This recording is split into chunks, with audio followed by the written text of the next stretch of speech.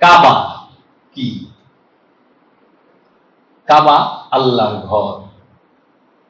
কাবার মধ্যে কি আল্লাহ জাত রূপে থাকে না সিফাত রূপে থাকে? আল্লাহ কাবা দুই প্রকার, একটা মেজাজি কাবা, একটা হাকিকি কাবা। হাকিকি কাবা হইল ইব্রাহিম আলাইহিস সালাম, মেজাজি কাবা হইল মসজিদুল যে ঘর, কাবা ঘর মক্কা। এখন কাবা কোথায় অবস্থিত? বাক্কার মধ্যে। আল্লাহ কইছে কোরআনের মধ্যে বাক্কায় কাবা অবস্থিত, মক্কায় না বললে। মক্কা হইল শহর। মক্কা শব্দের অর্থ হইল যে স্থানে পানি নাই তারে কয় মক্কা। মাফি মোয়া এসে মক্কা। মক্কার মধ্যে খালি পাহাড়, যারা গেছেন দেখছেন না, খালি পাহাড় আর পাহাড়, ওই জায়গায় কোনো পানি নাই। যে স্থান পানি শূন্য তাকে বলে মক্কা, আর যে স্থান কান্না করে তাকে বলে বাক্কা। আর বাক্কার মধ্যে হইল মসজিদুল হেরেম। তাই আল্লাহ কইছে ইন্না আউয়ালাল বাইত হুদিয়া লিন-নাস লাল্লাযী মিনাল বাক্কা। বাক্কার কথা কইছে। বাক্কার মধ্যে মসজিদুল হেরেম উপস্থিত। বাক্কা মানে হইল যে স্থান, যে জমিন কান্না করে। আচ্ছা বলেন তো, মাটি পাথর কান্না করে? হ্যাঁ, মানুষ কান্না করে না? মানুষের দেহের থেকে কান্না বের হয় না? তাহলে মানুষের অন্তর কি মসজিদুল হেরেম না? প্রতিটা মুমিনের অন্তরই তো হাকিকি মসজিদুল হেরেম। প্রতিটা মানুষেরই মানব দেহটাই হচ্ছে বাক্কা। আর এই বাক্কা, যে প্রতিটা মানুষের অন্তরটাই বাক্কা। বাক্কার মধ্যে তৈরি করতে হয় মক্কা, মসজিদুল হেরেমকে। এই অন্তরকে মসজিদুল হেরেমে পরিণত করতে হয়। অন্তরের মধ্যে শয়তান বয়ে থাকে, এর জন্য ওইটা মিনা হইয়া থাকে। হ্যাঁ, মিনাকে পবিত্রকরণ লাগে, শয়তান ইটায়া তারাও, তখনই এইটা বাক্কায় পরিণত হবে। মক্কায় আল্লাহ থাকে না, বাক্কায় আল্লাহ থাকে না। বাক্কার মধ্যে থাকে মসজিদুল হেরেম। মসজিদুল হেরেম হইল আল্লাহর ঘর, আল্লাহ থাকে মসজিদুল হেরেমের ভিতরে। তাই মেরাজ শরীফে বলছে সুবহানাল্লাযী আসরা বিআবদিহি লাইলাম মিনাল মসজিদুল হারাম ইলাল মসজিদুল আকসা। ভাসমান সেই সত্তা যিনি তার বান্দাকে রাত্রিকালীন ভ্রমণ করাইলেন মসজিদুল হেরেম থেকে মসজিদুল আকসা পর্যন্ত।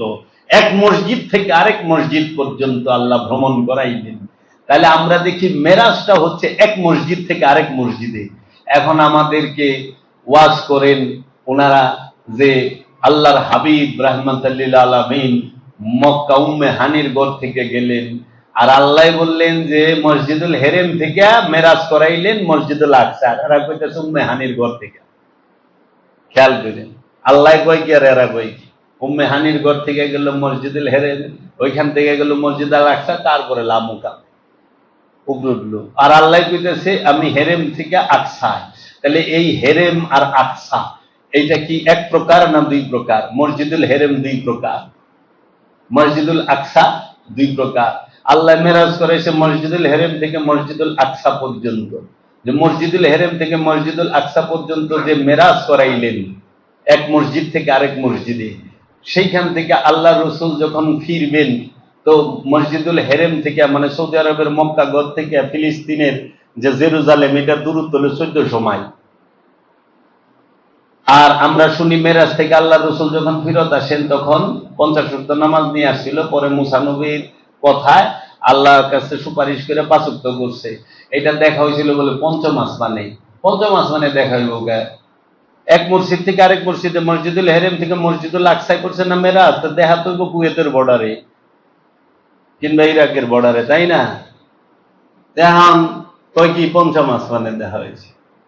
তাইলে আমার কাছে প্রশ্ন হইল, তাহলে মসজিদুল আকসা আর মসজিদুল হেরেমের হাকিকি ডেফিনেশন আছে? যে মসজিদুল আকসা হয়তো সেই উঁচু সর্বোচ্চ স্থানে, আর মসজিদুল হেরেম হয়তো জমিনে। তো আমরা তো দেখি এই অন্তর হাকিকি মসজিদুল হেরেম। তাইলে হাকিকি মসজিদুল আকসা কোনটা? কারণ মেরাজটা তো এর থেকেই শুরু হয়। আর আগে বাড়াবার না, দয়াল যদি চায় অন্য সময় স্পষ্ট করে বলা যাইব। আর ওনারা যে এটি পোস্টমর্টেম করলে মইরা কুয়া হয়ে যাব গা এদিন। এরা সব সময় সত্যকে ঢেকেছে, ওয়াহাবিরা সব সময় সত্যকে ঢেকেছে। যান, এরপরে আপনি কাবা ঘরকে তোয়াফ করলেন। কাবা তোয়াফ করাই হজ। কাবা কেন তোয়াফ করবেন বলেন? আল্লাহর ঘরকে কেন তোয়াফ করবেন? 7 চক্কর দেন না? কি বলেন? লব্বাইক আল্লাহুম্মা লব্বাইক ইন্নাল হামদা ওয়ান নি'মাতা লাকা ওয়াল মুলক লা শারীকা লাক লব্বাইক আল্লাহুম্মা লব্বাইক। বলেন না? কেন বলেন? আল্লাহর ঘর কেন কি করবেন? তোয়াফ করবেন। কারণ আল্লাহর ঘর তোয়াফ এর জন্য করে, আল্লাহর গুণে গুণান্বিত হওয়ার জন্য। আল্লাহর ঘরে তোয়াফ করার মানেই হলো আল্লাহর ঘরকে তোয়াফ করে আল্লাহর গুণে গুণান্বিত হব। কারণ আল্লাহর সকল গুণ আল্লাহর ঘরের মধ্যে রয়ে গেছে, আল্লাহর সকল সিফাত আল্লাহর ঘরে আছে। আল্লাহর গুণে গুণান্বিত হইছে। আল্লাহর গুণে গুণান্বিত হইতে গেলে কি করণ লাগবে? সাফা মারওয়া দৌড়াইতে। সাফা মারওয়া। আল্লাহ কোরআনে বলছেন, ইন্নাস সাফা ওয়াল মারওয়া মিন শায়রিল্লাহ। নিশ্চয়ই এই সাফা এবং মারওয়া হচ্ছে আল্লাহর শায়রিল্লাহ, নিশানি, আল্লাহর নিশানি, শায়ের নিশানি, নিদর্শন। সাফা শব্দের অর্থ কি? শুদ্ধ। আর মারওয়া শব্দের অর্থ নির্মলতা। আরবিতে সাফা মানে পরিষ্কার, শুদ্ধতা। মারওয়া শব্দের অর্থ হল নির্মলতা। আপনার অন্তরকে সাফা করতে হবে, পরিষ্কার করতে হবে, শুদ্ধ করতে হবে। মারওয়া মানে নির্মল করতে হবে। এর জন্য সাফা এবং মারওয়ার মধ্যে কে দৌড়াইল? মা হাজের আলাইহিস সালাতু ওয়াস সালাম। এটা সুন্নতে ওয়ালি। ওহাবি ওলি মানে না, সাফা মারওয়া তো ঠিকই দৌড়ায়। এজিদি ওলি মানে না, কয় ওলি নাই পীর। সাফা মারওয়া যে দৌড়ায় এটা কোনো নবীর সুন্নত না, এটা রসুলের সুন্নত না, এটা আল্লাহর ওলির সুন্নত, মা হাজেরার সুন্নত। মা হাজের আল্লাহর ওলি কামেল ওলি। সাফা মারওয়ায় দৌড়ান। মা হাজেরার ছেলেকে রেখেছিল উপরে, যেন কোনো বন্য হিংস্র প্রাণী তাকে আক্রমণ না করে। এর জন্য সে ওইখানে রাইকা পানির সন্ধানে গিয়েছিলেন। পানি যখন সেই সন্ধানে যায়, যখন উপর থেকে নিচের দিকে যায় তখন স্পিডে দৌড়ায়। আবার যখন উপরে উঠে দেখা যায় সন্তানটাকে শুইয়া হাত পা নাড়তাছে, এর জন্য আস্তে আস্তে উঠে। নামতে সময় জোরে স্পিডে, উঠতে সময় আস্তে আস্তে, এইভাবে দৌড়ায়। তাই এখন মা হাজেরা ছেলের নয় পানি পিপাসা ছিল, তাহারও পানি পিপাসা ছিল, তাই তিনি দৌড়াইছে। আপনি দৌড়েন কি রে? তা আবার পানি পান কইরা? মা হাজেরা তো পানি পান না কইরা দৌড়াইছে, তা আপনি দৌড়ান কেন? আরে মিয়া, আল্লাহ রাব্বুল আলামিন কইয়া দিছে আমার ওলি দৌড়াইছে, তোরা সবাই দৌড়া। এই ওহাবি তাড়াতাড়ি দৌড়া। ওহাবি বাংলাদেশে ওলি মানবো না, ভারতে ওলি মানবো না। আল্লাহ রাব্বুল আলামিন 8 লাখ টাকা খরচ করায়া, ভিসা পাসপোর্ট লাগায়া, সৌদি নিয়া দৌড়ায় ওলি মানায় ছেড়ে দেয়। ওলি মানবি না, তোর বাপে সুবিধা মানবো। সাফা মারবা তোর পার, এটা আমার ওলির সুন্নাত। কাম ঘটায় দিছে। ওলি বলে মানবো না। কেরা ওলি মানবো? ওলি মানায় ছেড়ে দিব। ওহাবি বুঝে না যে ওলি মাইনে গেছে। সাফা মারওয়া পাহাড়ে দৌড়াইছে। তারপরে কইতেছে যাও আরাফার ময়দানে যাও। আরাফাত শব্দের অর্থ কি? মিলন স্থল। আরাফা মিলন স্থল। কার সাথে মিলবেন? আরাফায়। কার সাথে দেখা হইবে? আরাফার ময়দানে। আদম আলাইহিস সালামের দেখা হয়েছিল মা হাওয়ার সাথে। আপনি দেশে বউ থেকে কার লেগে বই রয়েছে? একা গেছেন কে হজে?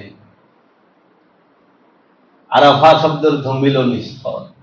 আরাফার ময়দান। একজন সাধক যখন তার হৃদয়ে সাধনারত অবস্থায় সব সময় তার অন্তরটাই তার আরাফার ময়দান। ওইখানে যখন সে সাধনারত অবস্থায় মিলনের অপেক্ষায় বৈশা থাকে, কে? সেই আল্লাহর আব্দুহু, আল্লাহর বান্দা, যিনি আদম, যিনি খিজির আলাইহিস সালাতু ওয়াস সালাম তিনি আসবেন, তিনি আসবেন, তার সাথে সাক্ষাৎ হবে। আর ভয় অপেক্ষা করো মিলনের জন্য, অধৈর্য হয়েও না, অপেক্ষা করো।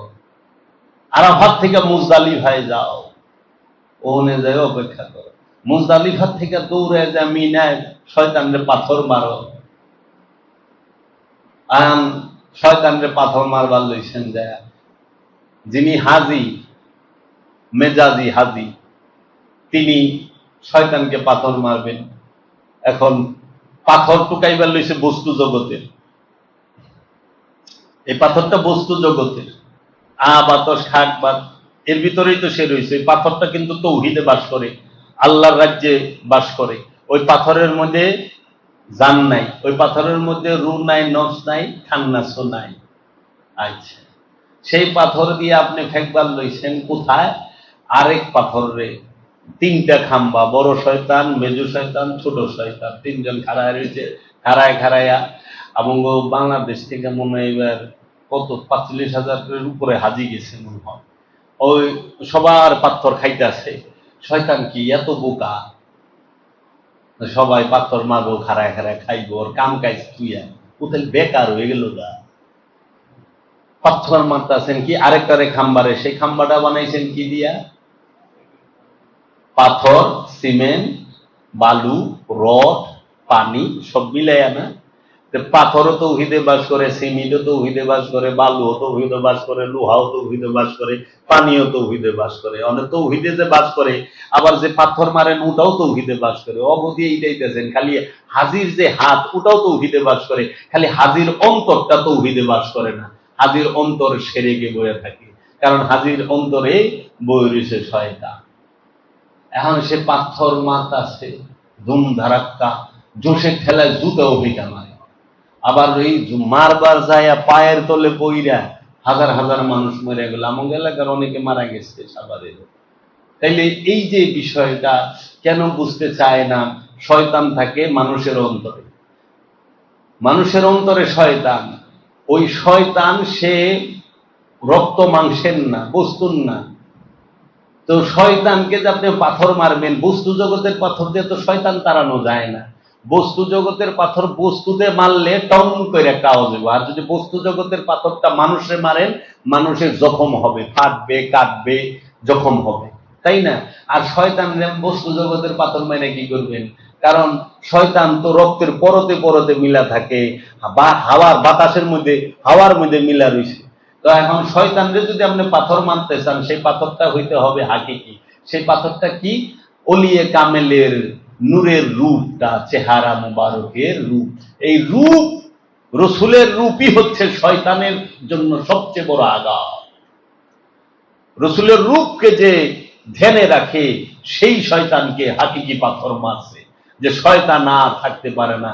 তাই ওইখানে তিনটা শয়তান কেন বানাইলো? কারণ হইল ইব্রাহিম আলাইহিস সালাতু ওয়াস সালাম যখন তার ছেলে ইসমাইল আলাইহিস সালামকে কুরবানি করতে গেলেন, দেখেন এক নবী আরেক নবীর কাছে কুরবানি হয়, এক রসুল আরেক রসুলের কাছে কুরবানি হয়, এক আল্লাহর বান্দা আরেক আল্লাহর বান্দার কাছে কুরবানি হয়, এক ওলি আরেক ওলির কাছে কুরবানি হয়।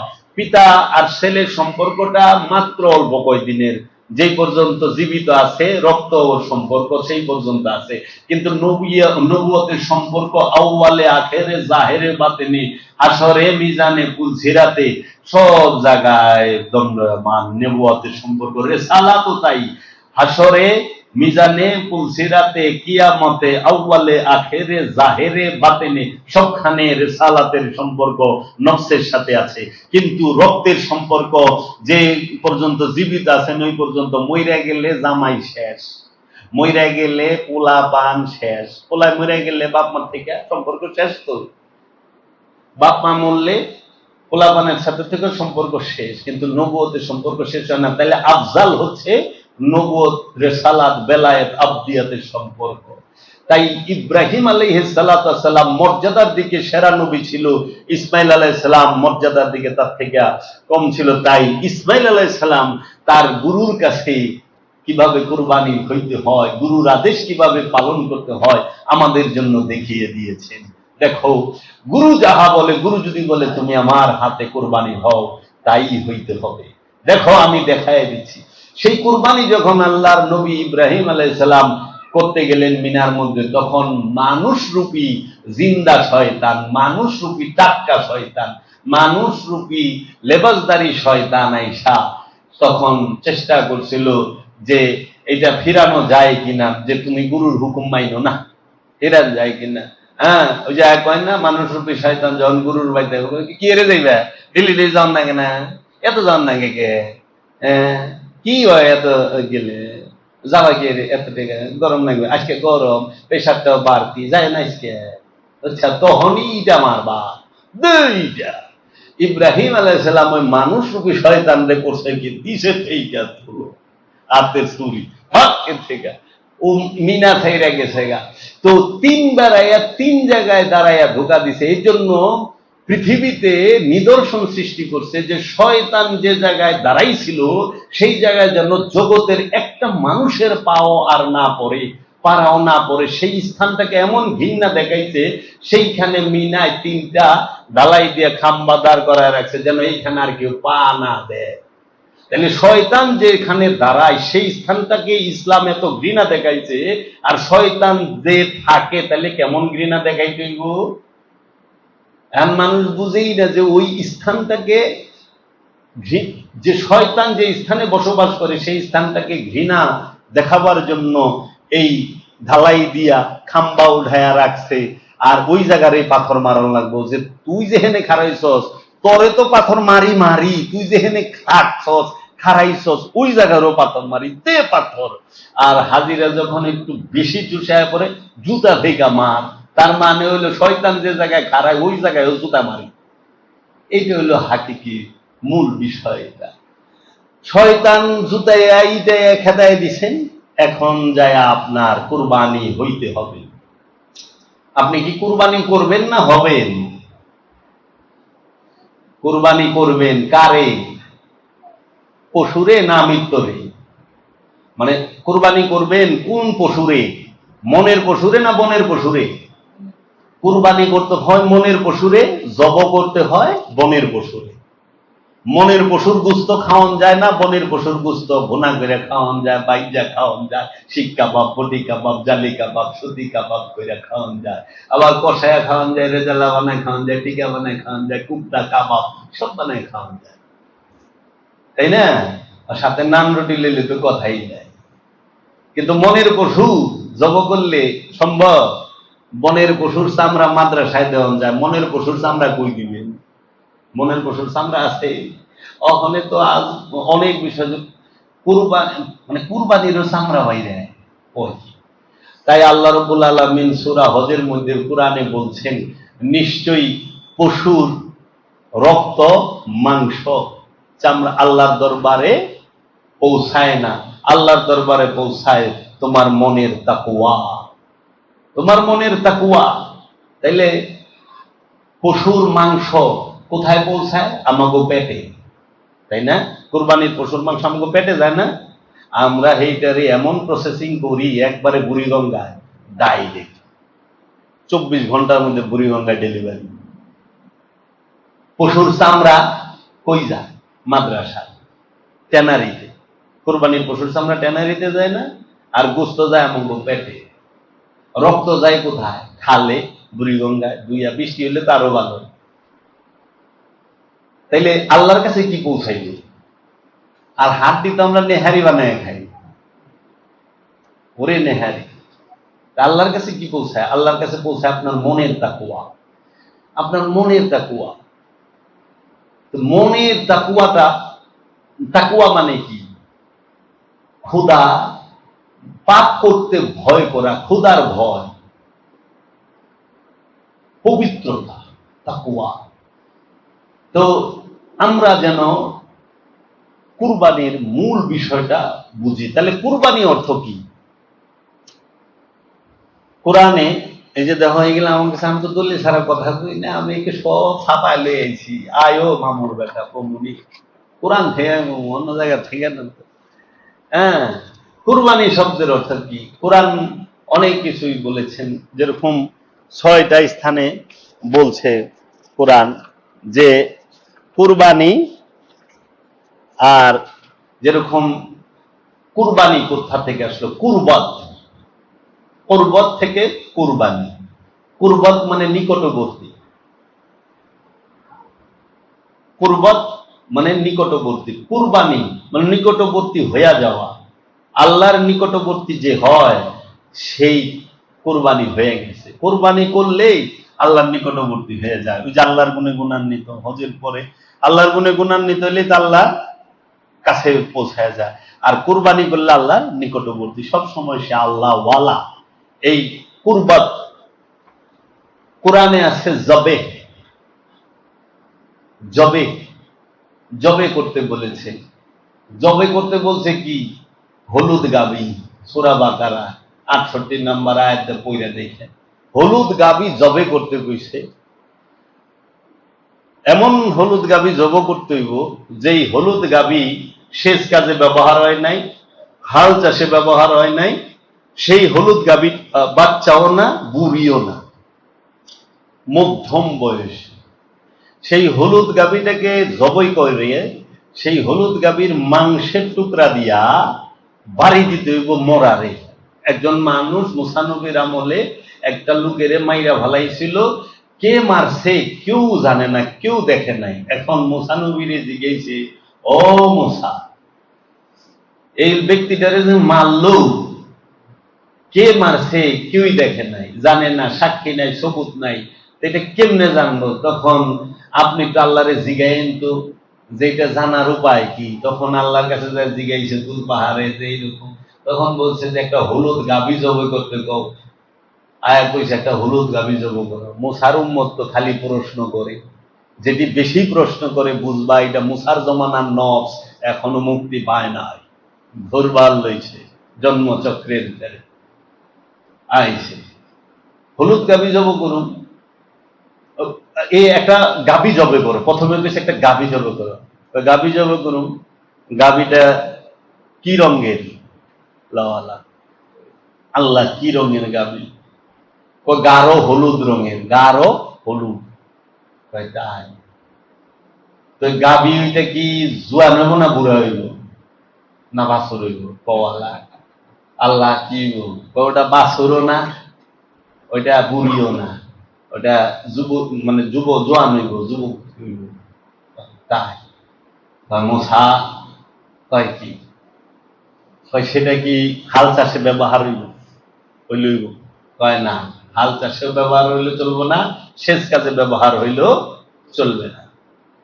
তাই নিখুঁত থাকতে হইব, কোন খুঁত থাকুন দেবে না। সেই গাভীটারে জব। তারপরে কি করুন? ওই সেই গাভী জব কইরা ওই গাভীর মাংস দিয়া মরাটারে বাড়ি দিলে মরায় তাজা হয়ে যাবে, জিন্দা হইল। আর জিন্দা হইলেই ওই মরাই কইব কে তারে মারছে। এটার খুব সুন্দর হাকিকি ডেফিনেশন আছে বাবা। জবে কোরআন বলছে নহল কর, নহল সূরা কাউসারে, ইন্না আতাইনাকাল কাউসার ফাসাল্লি লিরাব্বিকা ওয়ান্নাহার। আপনার রবের জন্য আপনি রবের সাথে সংযোগ যোগাযোগ করুন, আর দাঁড়ানো অবস্থায় গলা কাটাইয়া দেন, নহল করেন। নহল করে দাঁড়ানো অবস্থায় শোয়া যেটা করে ওইটা হলো জবে, কোরবানি না, ওটা জবে। আর নহল করে দাঁড়ানো অবস্থায়। আর কুরবানি সেইটা উৎসর্গ, সেই কুরবানির কথাও বলছে, কুলিন্না সলাতি ওয়া নুসুকি ওয়া মাহইয়ায়া ওয়া মামাতি লিল্লাহি রাব্বিল আলামিন।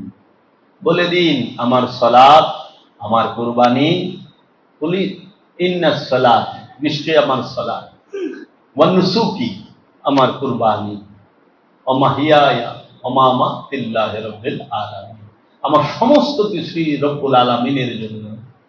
কুরবানি করতে হয় রব্বুল আলামিনের জন্য। কোরবানির তাকওয়া রব্বুল আলামিনের কাছে পৌঁছায়। কোরবানির গোশত গরিব দুঃখীর কাছে যায়, পরে আমরা ওইটারে মশলা মশলা দিয়া চুলায় পকায়া বুড়ি গঙ্গায় দিয়ে দিই ডেলিভারি, মাঝখানে একটু গ্যাপ রইল। তারপরে আমরা কি করি? এখন সলাত রবের জন্য, কোরবানিও রবের জন্য, যাকাতও রবের জন্য, হজও রবের জন্য। তাই বাবারা, আপনারা কুরবানি হাকিকি এবং মেজাজি দুইটাই মাইনেন। হাকিকি কুরবানি হইল মনের পশুকে জবাই করা, মেজাজি কুরবানি হইল বনের পশুকে জবাই করা। আনুষ্ঠানিক কুরবানি হইল বনের পশুকে জবাই করা, আর হাকিকি কুরবানি হইল মনের পশুকে জবাই করা। মনের পশুকে জবাই করলে পরিবার শান্তি পাইব, সমাজ শান্তি পাইব, রাষ্ট্র শান্তি পাইব। আর বনের পশুকে জবাই করলে পরে গরিব দুঃখীরা একটু মাংস পাইব, আত্মীয় স্বজন একটু মাংস পাইব, নিজেও ফ্রিজে বইরাতে পারবেন, বছর ভরা খায়া পারবেন।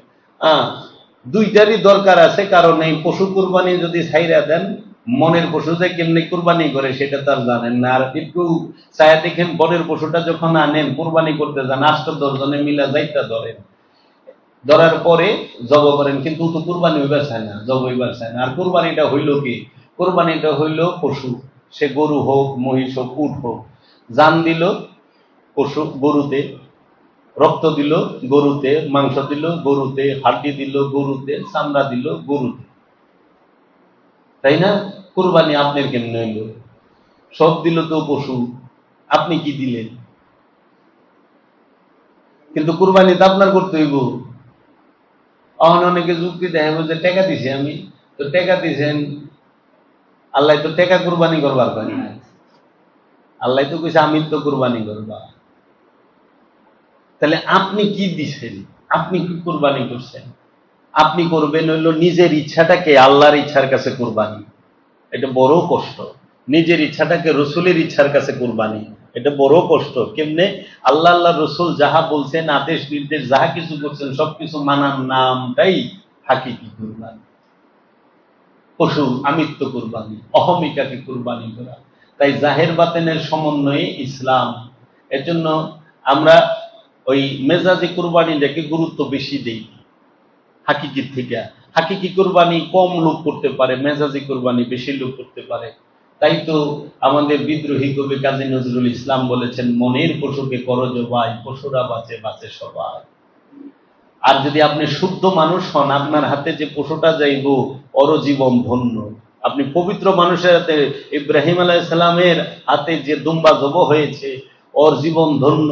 কারণ পরবর্তী জন্মই ওর মানব জন্ম নিব, কারণ জানটা তো নিছে মহাপুরুষে। বুঝছেন? এর জন্য মানুষের কাছে যদি পশু করবো, ঠিক 8 জনের যদি আমারও যাইতা ধরে, জব করা কোনো বিষয় না, পারবো না। দেখেন না, কুরবানি পশুটা জব হইবার চায় না, এরকম আমার মনের ইচ্ছাটা আল্লাহর ইচ্ছার কাছে উৎসর্গ হইতে চায় না। ছটফট করে, কান্নাকাটি করে, জোর জবরদস্তি করে, রসুলের ইচ্ছার কাছে, পীরের ইচ্ছার কাছে নিজের ইচ্ছা কুরবানি হইতে চায় না। একটু কিছু কইলে মনে কষ্ট লয়ে যায়, আল্লাহ মনে দুঃখ লয়, চোট লেগে যায় দিলে। এলে হইতে পারে, গুরুর কথায় চোট লাগবো কে? গুরুর বকাও তো আশীর্বাদ, গুরুর গালিটাও আশীর্বাদ। তাই আমরা যেন সবাই কোরবানি করতে পারি, হজ করতে পারি, জাহেরি বাতিনি হাকিকি মেজাজি। আল্লাহ যেন আমাদেরকে জাহেরি বাতিনি হজ করার, জাহেরি বাতিনি কোরবানি করার তৌফিক দেয়। আমি জাহেরি হজ করছি, বাতিনিটাও করছি, আপনারাও জাহেরিটাও করেন, বাতিনিটাও করেন। কারণ হজে গেলেই তো আপনার জ্ঞান বাড়বো না।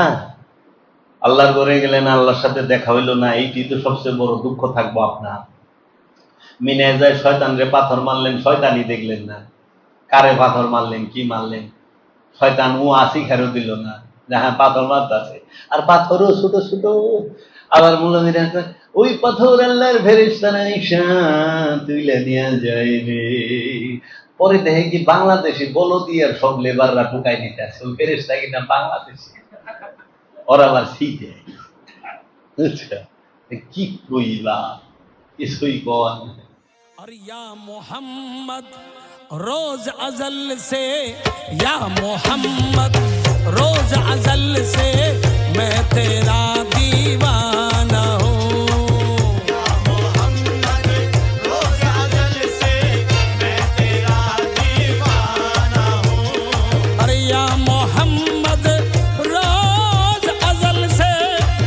मैं